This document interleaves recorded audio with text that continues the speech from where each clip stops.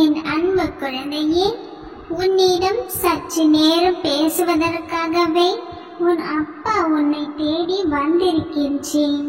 நான் கூறுவதை ஒரு முறை முழுவதுமாக கேள். கேட்டால் உன் உள்ளம் மிகவும் மகிழ்ச்சி அடையும். என் வாக்கு என்றும் தவறியதே இல்லை. குழந்தையே, கலங்காதே, நான் இருக்கிறேன்.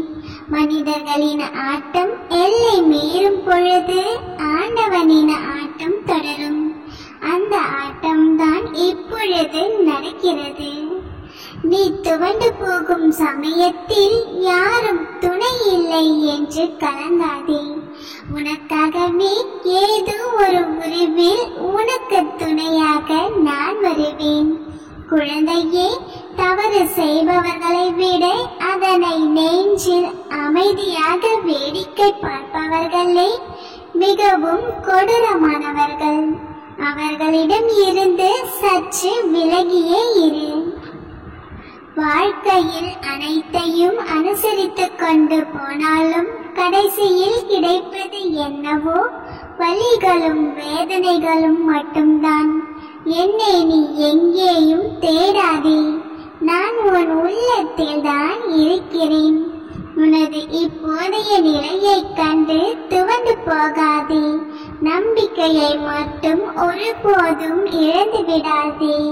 கொஞ்சம் பொறுமை காத்துக்கொள், எல்லாம் நல்லபடியாக நடக்கும். எதற்கும் நீ கவலைப்பட தேவையில்லை. மனசாட்சிப்படி வாழ்ந்தால் போதும். உன் போல் வாழ வேண்டும் என்று எந்த அவசியமும் இல்லை. நிராசையாக போனாலும் பரவாயில்லை. எப்பொழுதும் உயர்ந்த இலக்கிலிருந்து ஆசை வை. குழந்தையே, நீ எதை தேடுகின்றாயோ அது நிச்சயம் உனக்கு கிடைக்கும்.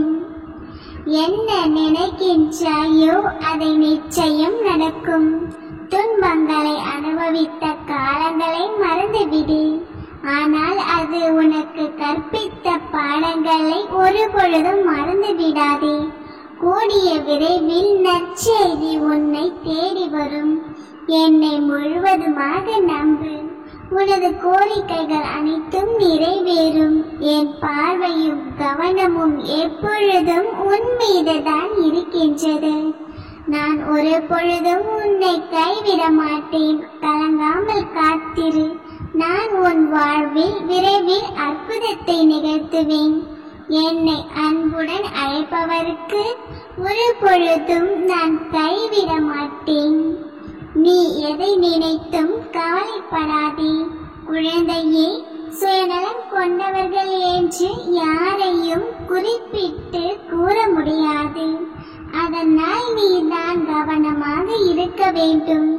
கெட்டவர்கள் இன்று உன் மனம் சொல்கிறது என்றால் உடனே அவர்களிடம் இருந்து விலகி வந்துவிடு.